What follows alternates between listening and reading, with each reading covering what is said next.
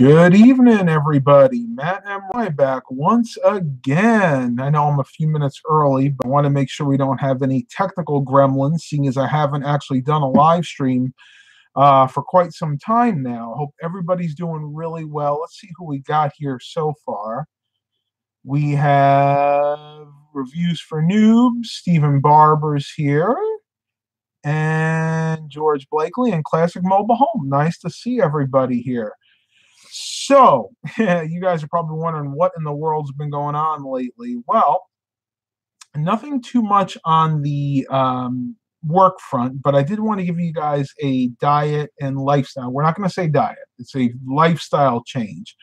I want to give you guys an update on the lifestyle change because certain things have happened. Nothing bad, but I have made a few changes, augmented this, if you will, to kind of help myself get through the day. Now, most of you probably know by now that I've been working on a very, very strict eating schedule to where I only eat around between the hours of say 7, 8 in the morning and 3 to 4 in the afternoon. I intermittent fast for about 16 to 18 hours a day. And that's been working very well for me until about a month ago. And I noticed a drastic change. Pretty much it happened when I hit around the 225-pound mark, that in the early mornings specifically, I was getting very, very cranky. Instead of having my usual 2 cups of coffee, I'd have to double that. I'd have to have at least 4 cups of coffee. And even then, I was kind of getting irritable throughout the day. I just didn't know what was going on. So I poked around some of the message boards, looked around the internet, and did some soul searching, and finally realized what had been happening. I had been so strict on this lifestyle change, cutting out pretty much all refined sugars, all junk food, and pretty much a lot of different meats, that my body had gotten to the point where, yes, it was burning fat. My body was also going into what's called starvation mode. And I wasn't getting enough sustenance. I wasn't feeding my body enough food to keep me going. So I have since changed a lot of the way that I eat, and also the amounts to a point. Now, before I get into that, I want to let you guys know that I haven't really gained any weight. I haven't lost any weight, though. I'm still stuck around that 224, 226-pound mark, depending on the day, because, of course, everybody's weight can fluctuate day to day with water weight. And that's okay. And the reason that's okay is I need to get my body used to being at that particular weight right now, which is, again, right around, we're just going to call it 225. I really have not lost or gained really any weight at this point. Once my body gets used to being at that weight, then it'll be safe for me to try to lose a little bit more. I had said previously that I really wanted to get down to about the 200-pound mark. I'm steadily seeing that that may not be possible. You guys have to remember that in my circumstance, I am a very big boned person by nature. Just to give you guys an example, my dad, when he was younger, like about my age, maybe even a little bit younger, he was very, very fit and trim. I wish I had a picture to show you guys. Unfortunately, I don't. But even at his thinnest, he was maybe only about 220, 215, 220 pounds. And at that point, he almost looked like I do now, kind of like we were starting to get emaciated. So, do I really want to get down to 200 pounds? That would be my ultimate goal. I'd be ecstatic if I could get down to 200 pounds. I mean, I'd be on cloud 9. I don't know if it's going to be realistic, though. Honestly, I may be just doing too much damage to my body trying to get myself down to that weight. We'll just have to see what happens. I know I'm a little bit early here. We just hit 8:01 and we're at 10 watches. I'll give you guys a couple of minutes to filter in here. Let me see if we've gotten any other comments. Oh, we got a bunch of highs from Rick Lakes, Eric, and Mr. Jimmy's here.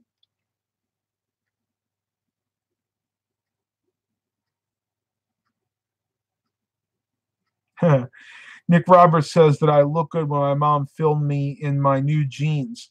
Well, thank you for saying that. And I will show you guys something really quick. I actually bought a second pair of jeans a couple of days ago, and I'm wearing them right now. Let me go ahead and stand up so you guys can see. So this is the second pair of jeans, and they're almost identical to the first pair, except they're a slightly darker shade of blue. And I'll let you guys compare and contrast here. You see that right there? You can see if the camera will focus that it's actually quite a bit darker, but you know, it's hard to tell when you're looking through a webcam. And these are both the same size jeans. They're both 36. Hang on a second. They're both 3630s. Actually, this one's a 3630. The one I'm wearing is a 3629. So that's a 36 waist and a 30 inseam. So basically 30 inches is how tall it is from the ground to the crotch region, if you will. And then, of course, the 36 is the waist. And yes, I know there are going to be naysayers that say, Matt, there is no way you're a 36 waist. You know, you started this journey, you were a 48 or a 50. Nobody can lose those kind of inches. Well, you don't have to believe me. You can take the word of the manufacturer. There you go. See if you guys can read that or not. If I get my hand away. There you go. 3630, or in the case of the other one, 3629. It feels so good to be in that thin of a waist. I wish I saved one of my original pairs of jeans from back when I was at my heaviest, because I was at one point a 50 or a 52 inch waist. I think it was a 52, honestly. I don't like to admit it, but I did have a 52 inch waist. And to go from a 52 inch waist to this, which is a 36, unbelievable. I never honestly thought that that was going to happen. What I may do is, if I go to the thrift store on sale day, the local one, I may go ahead and pick up a pair of jeans if I see one there really cheap that's like a 50 waist, and I'll do a compare and contrast for you just to show you how big I really was. Rick Lakes, click the like button. Thank you so much. Jonathan Grindle says, Sears and Payless shoes sadly went out of business in my area. Care less about the Payless shoes. They were always overpriced. You know, it's funny with Payless shoes because we had a couple of stores. We had one in our local mall, which went out. Now we had one, I think, in the other mall, Greenbrier Mall. And I'm not sure if that one's still there or not. It might be. My favorite Payless shoe source, it's actually Payless shoe source, not shoe store, which a lot of people get that the two confused, is in Lynn Haven Mall, which is in the Virginia Beach area. And I actually got a couple of really good pairs there. I got of shoes. I got a pair of boots that are like leather boots that I can wear on bad days like to church. And then I actually got a pair of non-grip or shore grip shoes. They're originally designed for people that work like in the food service industry, that they have to get them so they don't slip on around on the floor. But they actually have a reinforced memory foam heel, which is good for me because I do a lot of walking. Generally, they are overpriced. I'll have to admit that. Payless shoe source tends to be a little bit more expensive than, say, if you get shoes from Walmart or Target to the layman. And the quality really isn't usually that much better, but there are times where Payless Shoe Source does their BOGO sale, buy one, get one. And it's not usually buy one, get one free. Usually it's buy one, get one 50% off, which was what it was when I got my shoes. And I actually got them both for a really decent price.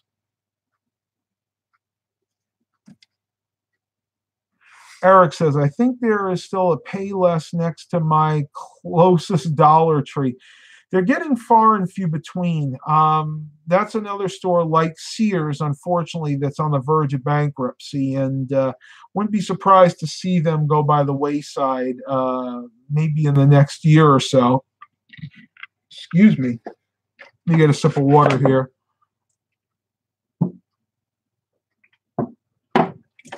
You guys might hear in the background, we're getting a lot of rain right now. It's been raining on and off all day, and now it's pretty much pouring down rain. And I'm glad it waited till the nighttime because I could be in my room, I could have my infrared heater on, and darn it, I don't have to go outside at all, to be honest with you. One thing I want to discuss, because again, and I don't remember who asked this, but it was one of my viewers. They asked me, Matt, what do you do for dry skin in the winter? Because I've touched on this many, many times. You guys know, being of Scandinavian, or specifically in my case, Norwegian descent, we have really light, fair, and very bad skin for the most part. You guys know I also have that skin condition on my face. Well, there are two lotions that I have found that do a really, really good job. One being the Neutrogena, which is actually, you can read it up there, Norwegian formula, says it right up there. This works pretty much great for everything. I use just a dab of this. I'm not kidding you, just a tiny, tiny little dab on my finger, maybe about that much, if you can see that right there, will do me on both sides of the face. And then I just rub it in. And I do this 2 to 3 times a day, because if I don't, my face will resemble a snake skin, as some of you guys fondly or less than fondly mentioned on one of my vlogs when I was peeling. Yeah, my face will actually get to the point where it'll start to peel. And this is pretty much what I use on my face. Unfortunately, this stuff is really expensive. This little tiny tube, which is 2 ounces, costs about $12 to $13. And let's face it, a lot of us can't afford that. I can't afford to put this pretty much over my whole body when it gets dry. So I found something else that works almost as well. It's not as good as the Neutrogena, but for things like my hands, my back, pretty much all over my body, I tend to go for the Cetaphil. This is expensive too. This is $10 to $12, but it's 16 ounces for $10 to $12 versus 2 ounces of the Neutrogena. So tell me which one you would rather have to buy. But the combination of the two pretty much keep my skin nice and moisturized throughout the poor winter months. And believe me, if I was up in New York, it would be even worse. Honestly, down here, it's not as bad as it was when I was a kid. When I was a kid in New York, I would come in during the winter times and my hands would resemble, they would actually look like I cut them with glass. Honestly, they had cracks all over them. They had fissures. They were bleeding. I'm probably lucky I didn't get a massive infection when I was a kid, but knock on wood, that never happened. The one other thing I'm going to mention about having good skin and moisturized skin, especially during the winter, you got to keep yourself hydrated, and coffee will dehydrate you. Excuse me.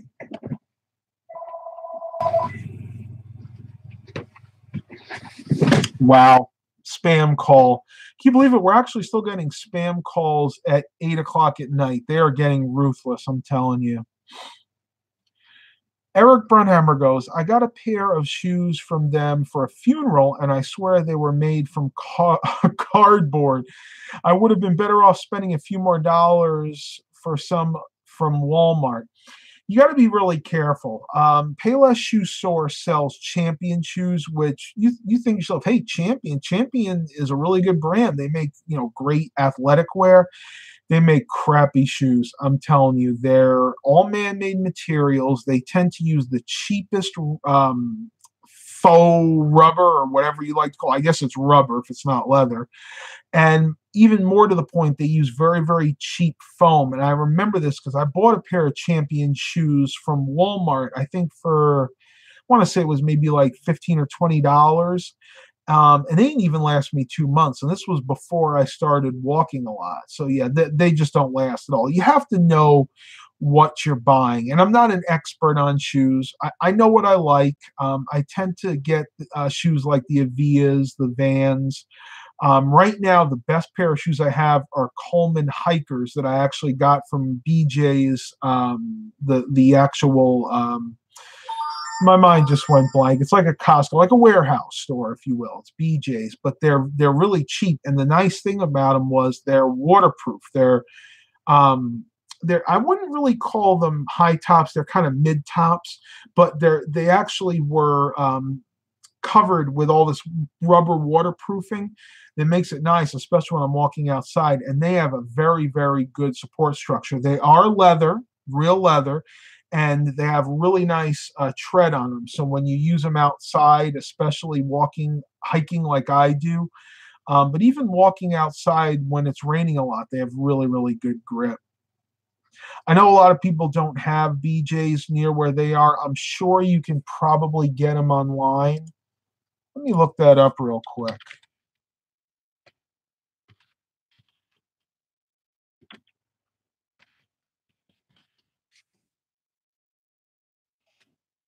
Amazing what you can find on the internet. I'm telling you.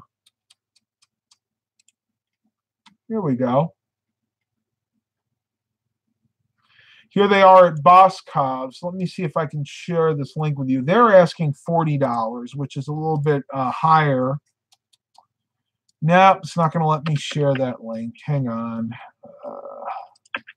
I hate the character limit on this. This really bothers me, having a character limit on the live stream chat window.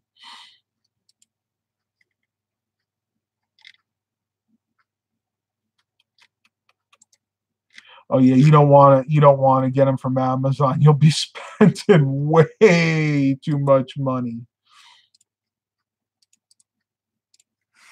Yeah, unfortunately, I won't be able to share them, but they're called Coleman Men's Bristol Low Hiking and High Hiking Boots is what they're called.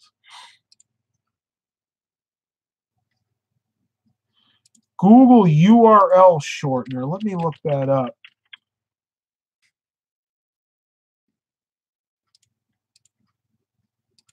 Of course, it won't work on mine.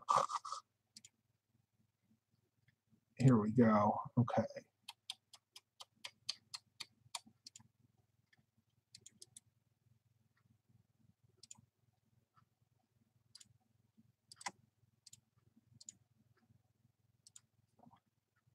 All right, let's give that a try. Does that actually work? Bingo. Thank you. Who gave me that information? Thank you, Mr. Jimmy. I never even heard of the URL shortener. But there you go. Those are the low hikers, and they also have the high hikers, as they call them. Let me share. Let me share that one from Boscov's.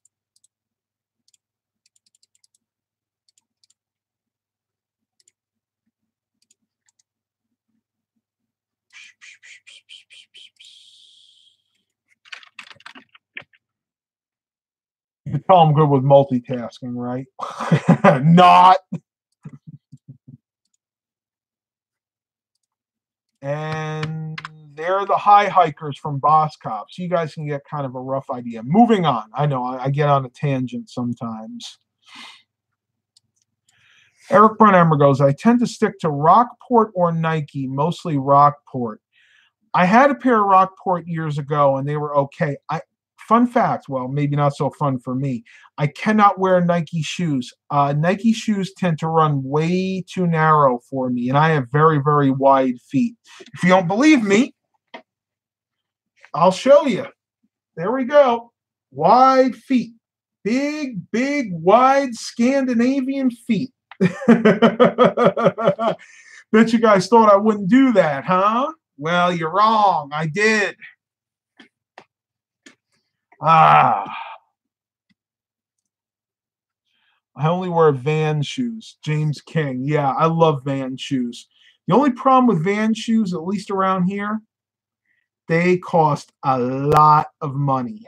Even at the Vans outlet stores, we have two of them. We have a Vans outlet store off of Lynn Haven in Virginia Beach, and we have one at the new outlets in Norfolk. And a pair of regular Vans shoes, nothing special, will set you back $60 to $80. And maybe that makes me cheap. I do not want to spend that much on shoes. John Doe asks, how do you keep scoring at the thrift stores? That's a very good question. I'm lucky, I guess. No, no. I am lucky to a point. Honestly, there is an element of luck involved because honestly, the competition for thrift stores now is very fierce, and it's not just in my area; it's everywhere. You just need to go. You just need to be out there. I mean, this is basically my full-time job, other than doing the computer repair and YouTube. I go to these thrift stores two, three, maybe four times a week. I do make friends with the managers at most of these thrift stores, but that only takes you so far because believe it or not, most of the thrift stores, at least in my area, have policies to where the managers cannot give preferential treatment to people. In other words, I can't go up to the manager in most of these thrift stores and say, "Hey, psst, come here, buddy. What do you got coming out of the back today? You got any computer towers? You got some really nice i5s, i7s coming out of the back there. Hey, what about that 30-inch Asus gaming monitor? Can I get that from you?" Believe it or not, most of the thrift stores I can't do that at. And I totally get it. I mean, they have to stay fair. They have to be fair to everybody. And that's why I have to spend a lot of time going to these thrift stores, keep checking back.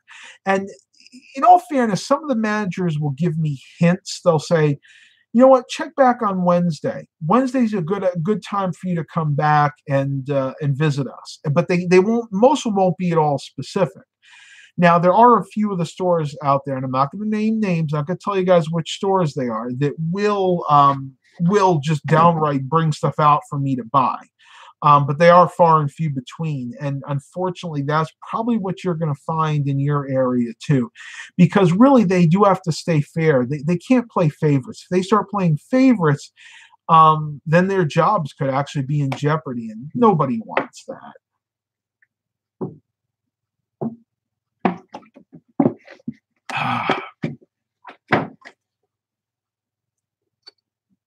Stephen Barber goes, I wear All Star, aka Converse. They are my favorite. Yeah, I've heard they're good shoes. Eric Brunhammer says, I have pretty wide feet too. I have a hard time finding Nikes that fit, but the Rockports seem to hold up the best for me. I might give them a try sometimes. You can ask my mother. I do not need another pair of shoes at all for a considerable amount of time. And that's mainly because probably over the past month, I've bought 10 pairs of shoes. And you know what? I just don't need them anymore, honestly. It'll be a while before I wear these out. Sonic Wang goes, I was shocked the other day. Red Cross secondhand store here in New Zealand had a PC for $25 New Zealand dollars. Came with an okayish LCD screen, but PC was a small form factor HP with a Celeron, so I passed.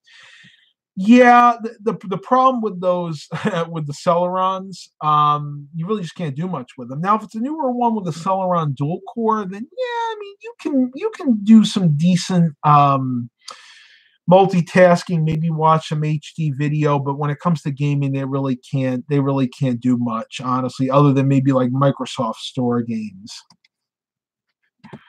Silent Scorpion goes HR burn. Okay. Classic Mobile Home says, I got a pair of shoes at Walmart, 6 years, and we still have them. Not bad. When you find a good pair of shoes, that can happen. Unfortunately, in my case, with all the walking that we do, it's never going to happen. I don't care how good a pair of shoes is. I can maybe get 6 months out of a pair of shoes right now, and they have to be a really good quality pair of shoes for that to even happen.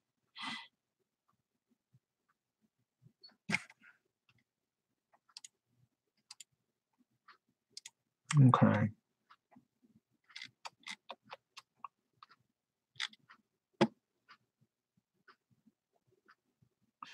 Shoes last a year. I would dream to get a pair of shoes to last that long. Okay, so I want to touch on a few more things as it pertains to fitness and lifestyle change. Um, I'm going to do another weigh-in. Probably not going to be for another week or two because I honestly don't think, one, honestly don't think my weight's going to fluctuate much. And two, I want to give my body a chance again to acclimate to the new weight or to the situation I'm at right now. For those of you that joined in a little bit late, my weight has pretty much stayed stagnant, right around 225 pounds, we're going to say. There are days that I'll weigh myself and I'll be 224, days I'll weigh myself where I'll be 227, but generally I'm going to average it out at about 225 pounds, and that's not uncommon at all. Your weight can fluctuate as much as 5 pounds up or down day to day. I mean, that's just the way the human body works. A lot of that can be water weight. A lot of that can be just your body trying to acclimate to the weather. Believe it or not, when it's colder outside, you can actually gain weight. In other words, your body senses that it's cold outside, and every bit of food that you eat, it's going to store more of that than it would, say, on a hotter day when your body says, okay, it's hot out. We don't need as much energy. Just go ahead and flush the rest of that through your system. Sonic Wang asked, do you ever go running or jogging? No, I do not. And the reason I don't is running and jogging is murder on the knees. And it's really unnecessary, honestly. If you walk briskly like I do, we do what's called power walking, which is walking above 2.8 miles per hour. Usually we get up to around 3.1, 3.2 miles per hour. If you power walk, it is as good or better than running or jogging, and it's not that hard on your joints. Now, to say, will I ever not run again? I don't know. I might, like if I have a chance to go into and join a marathon or something like that. Yeah, I might run. But when it comes to just exercising, power walking is the best thing you can do. Because think of it this way, you only get one pair of joints. And if you wear out your knees at a young age, you don't want to have to go through knee replacements. Both my parents have been down that road. I'm not going to say, give you any specifics, but it's not fun. Just don't do it. It's not worth damaging your body. We got 16 watchers and 29 likes. Nice. There was something I wanted to show you guys.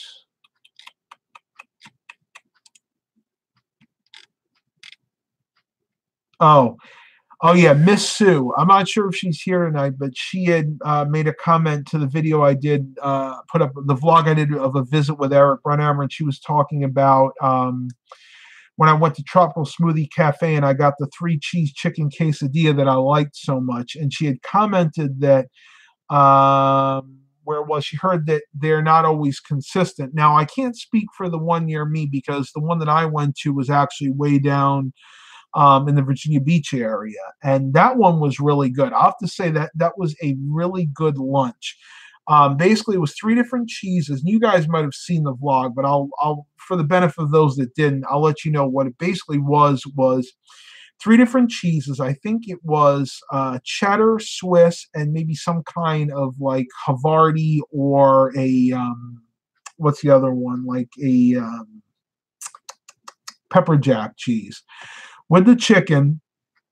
Typical looking quesadilla. They had a lot of chicken in there, but the really cool thing they gave you roasted red pepper salsa, which had a little bit of a kick to it. And the combination of the two was like a medley in my mouth. It was really, really good. So I can't speak for consistency at all of them, but if you ever visit the one in Virginia Beach, it was really good. And this was offshore drive, and it was one of the best that I've had in a long time.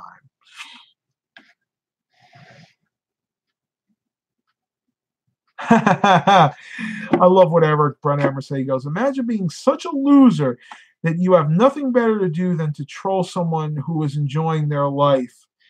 That's actually really sad. And honestly, you guys out there that are trolls that watch me, you know who you are. And at the end of the day, I weep for you. And you know what? You're not hurting me, you're hurting yourself.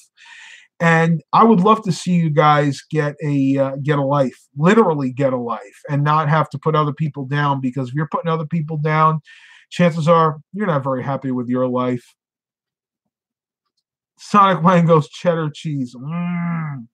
Yeah, I do like some cheddar cheese. I've pretty much given up a lot of American cheese. Every once in a while, if I have a burger, I'll have to have it with American cheese. But other than that, I stick to things like cheddar cheese, Colby cheese, not Colby Jack. I'm not a big Colby Jack fan. I don't like the pepper jack, but I do like Colby cheese. And I've even been doing some Swiss cheese, though. Swiss cheese, I don't really like the consistency of that much.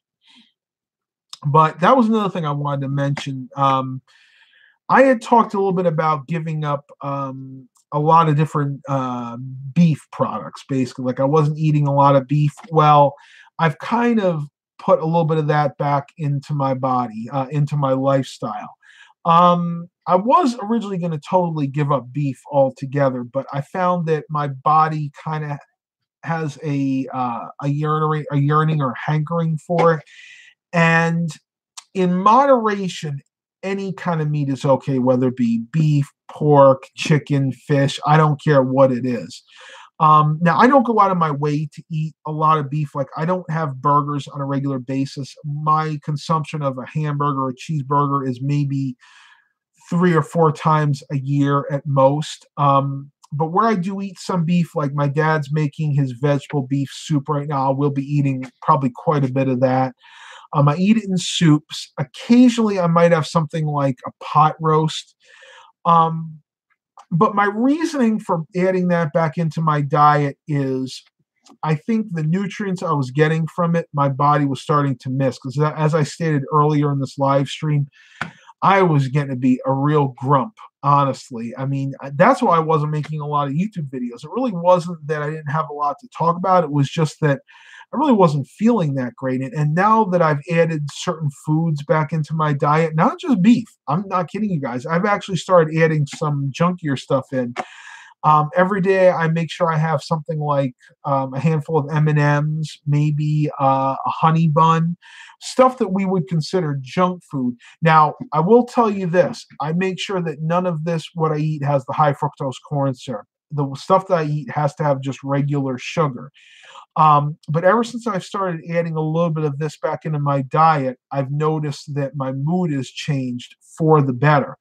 And I am still eating healthy. I'm not kidding you. Every morning I have my bowl of oatmeal, and I have fruit in there. A lot of times it might be raisins, but sometimes I'll do strawberries. And then for lunch, I have a sandwich with, lately it's been my fresh homemade bread, which I absolutely love. And I have my 15 bean soup, which has tons of vegetables there. And then for dinner, I'll have pretty much whatever we're having for dinner. And if not, I'll have oatmeal again. So I'm still eating healthy, but I'm adding some of the junkier food in. And I've noticed since I've done that, not only have I not gained weight, I've stayed pretty much consistent, but my mood has gotten so much better. Eric Brunhammer goes, all this talk of cheese makes me want to make some homemade mac and cheese. I remember seeing that video you did. That actually looked really good. I myself love a good mac and cheese. I think my favorite mac and cheese is the one that my mom makes, but before she bakes it. I don't like it baked. She would make homemade macaroni and cheese with cheddar and Gruyere cheese, which is kind of like in the cheddar family, I think. If you don't know what it is, you can look it up, but it's a white cheese, and she would mix that together. Oh, that was so good. But I didn't like the fact that she would bake it. Normally what she would do is she would concoct that up. She would cook the macaroni and cheese on the stove, add the cheese in with some milk, and maybe some butter, and let that melt and congeal on the stove. And that's the way I would eat it, right out of the pot. I would take it out of the pot, put it in a bowl, and eat it. Now, for my mom, she likes it drier. See, I like it wet. She said, oh, that's not done. She would take that, put it in a baking pan, cover it with breadcrumbs, and put it in the oven for 30 minutes and bake it. And after that, I wouldn't like it. To me, at that point, it was ruined. It was just way too dry and gummy. Ugh, no.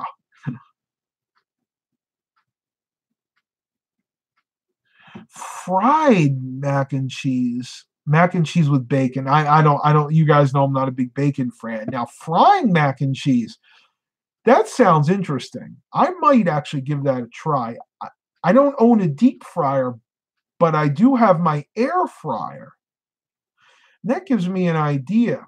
I wonder I wonder if I could cook the mac and cheese on the stove, take a glob of it, form it into my air fryer, maybe put a little bit of breadcrumbs on top of that, and then a little bit of oil in the bottom and air fry it for about 10 or 15 minutes. I'll bet you that would be really, really good. You know what?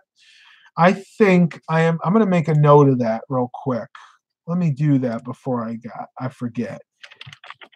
We'll call this air fryer mac and cheese video idea.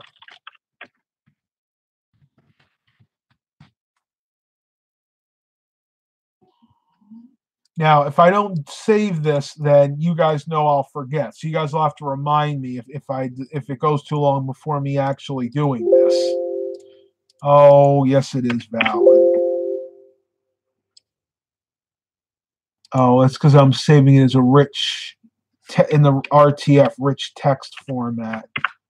There we go. I forgot you can't have any colons or semicolons or anything when you're saving it as an RFT. And I'm doing that mainly because I was just doing it quick. I was using Notepad. Sonic Wang says sounds like a good video. Yeah, that actually does sound really, really good. I gotta think. I think that's exactly how I'll do it too. I386 goes mac and cheese on a hamburger. Oh, sounds like something you get served at the Heart Attack Grill in Vegas. Yeah, might be something good. I386 goes, I had mac and cheese at the Cheesecake Factory. It's a big treat for me to go there. It's over 100 miles. We get the cheesecake before the meal. Don't think I will do that again. I get too full. I think I've had the mac and cheese from the Cheesecake Factory, and I remember it being really, really good. The one thing I had there that I would never get again was their fish and chips, and mainly because it wasn't that the fish was bad. They used good quality fish. It's just that they did not season it at all. I remember we got our fish and chips. It tasted like they literally just took that piece of fish, put some batter on it, threw it in the deep fryer, and served it to us. It had no seasoning whatsoever. No salt, no pepper, no Old Bay. Ugh, it was just nasty. And that actually put me off the Cheesecake Factory for a while. Sonic Wang goes, mac and cheese meatloaf. Yeah, that sounds pretty good. Maybe stuffed inside of the meatloaf. Yeah, I could see that. Actually, I think I have seen people do that before. Sonic Wang goes, you need a good New Zealand made fish and chips, man. Send me a recipe. I'll give it a try. Mom and I love fish and chips. Bearing in mind, the only really good fish we can get in our area are usually cod or haddock. So it'll have to be probably made with one of those two. Eric Brunhammer goes, I get cheese ends from my butcher shop for my cheese sauce. My mac and cheese generally has many types of cheese and it's not baked. LOL. I'm telling you, I don't know why she insists on baking it. I love mac and cheese wet. To me, that's how you're supposed to eat it. When I used to eat it, granted, this was when I was a kid. When I used to eat it, the Kraft mac and cheese, it was always wet. And that's the way I love it. It's interesting you said about going to butcher shop and getting the cheese ends. I would consider doing that if we actually had a butcher shop in our area, which unfortunately we don't, at least not local to where I am.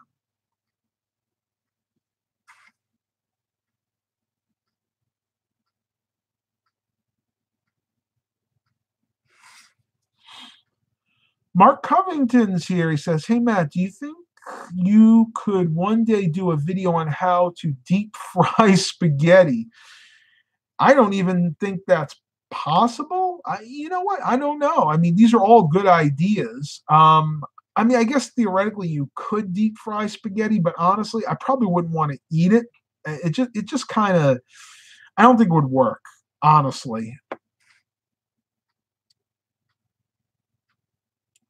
I-36 goes, you can fry anything. Yeah, theoretically you can fry anything. It's just would you want to eat it after you fried it?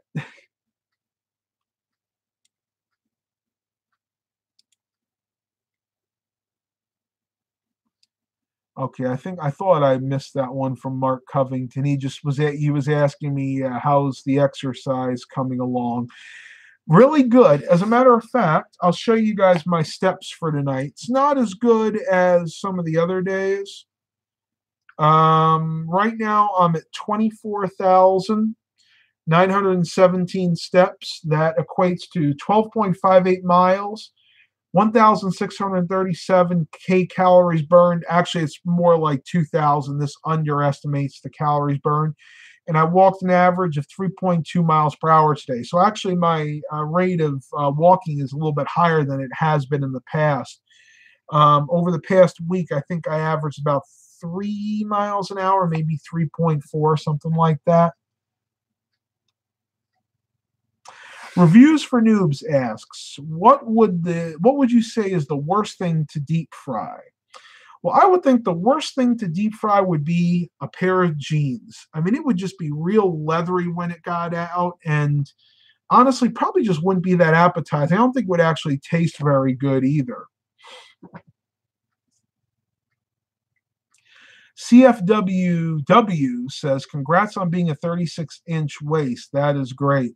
Thank you. I really appreciate that. That was kind of a milestone for me, mainly because I never thought I would be a 36-inch waist. I honestly thought 38 would probably be the smallest I would ever get to, mainly being that that's what my dad was when he was at his thinnest. From what he told me, he was about a 38-inch waist. And, at 36 is really pushing it because honestly, my hip bone is starting to protrude where my quote unquote love handles used to be.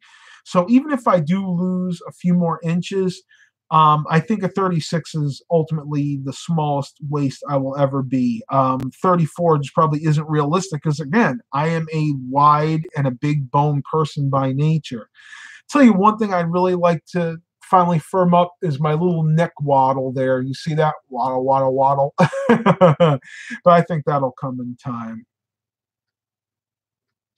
Tyler's here. He goes, you look great. I can tell you lost a lot of weight. Congrats. Thank you. I really appreciate that. You guys give me the confidence. You got to realize that you guys help me more than probably a lot of you even know, because when I feel like backsliding, and I do have those bad days to where I really want to eat more than I should, I start to think to myself, what would my YouTube audience say if I started putting that weight back on? And that really helps me out. And I hope I'm returning the favor to you guys as well. And gals, guys and gals, I should say. And maybe really giving you guys the motivation to start whatever your lifestyle change is going to be. I don't care if it's exactly like mine. It doesn't have to be. It probably shouldn't be. It's got to be tailored to what will work for you.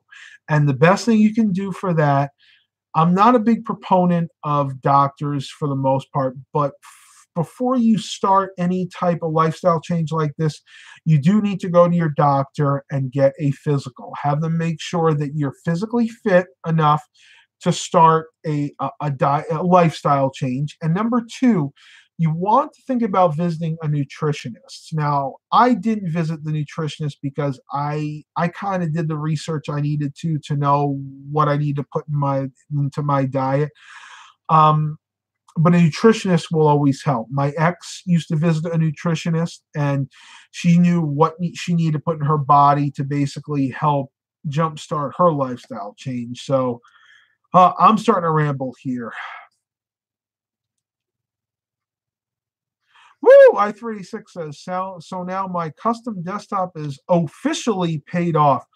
That's always a good thing. I hope to pay off my last debt, which is honestly my van. That's the only debt that I have at the moment is my van, which probably about 25 more easy monthly payments. I don't know. We'll have to see. I'm still honestly toying with the fact of selling the Chrysler Town and Country, mainly because I drive the Buick so much. But we'll have to see. That's a topic for another day. Eric Brunhammer goes, not going to lie, I started my life, my change without talking to my doctor, but all I was doing was giving up blank, a blank ton of sugary drinks. That is great. That is one of the best things you can do is to give up all of those sugary sodas. Well, actually, yeah, sodas are really bad, but honestly, those energy drinks are the worst. I mean, if you look at the nutrition facts on there, and honestly look and see what's in that, you wouldn't even put it in your body.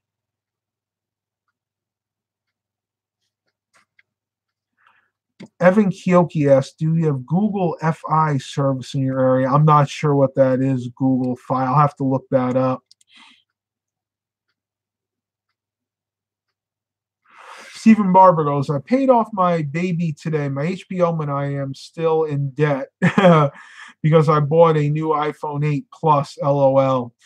Yeah, that's a good topic for maybe tomorrow's live stream, talking a little bit about staying out of debt and ways to do that. I have not been perfect. I have had debt issues in the past. I mean, nothing major. More the fact that I just don't like having debt. Now I'll give you a great example. My Samsung Galaxy S9 Plus, I paid for this phone outright. I didn't get a contract, so I didn't pay monthly for it. What I did is I kept the S7 Edge that I had. I kept that a few more months than I would have liked to, but I saved as much money as I could, and I actually bought an unlocked Galaxy S9 Plus, paid outright for it. I think it was like $850.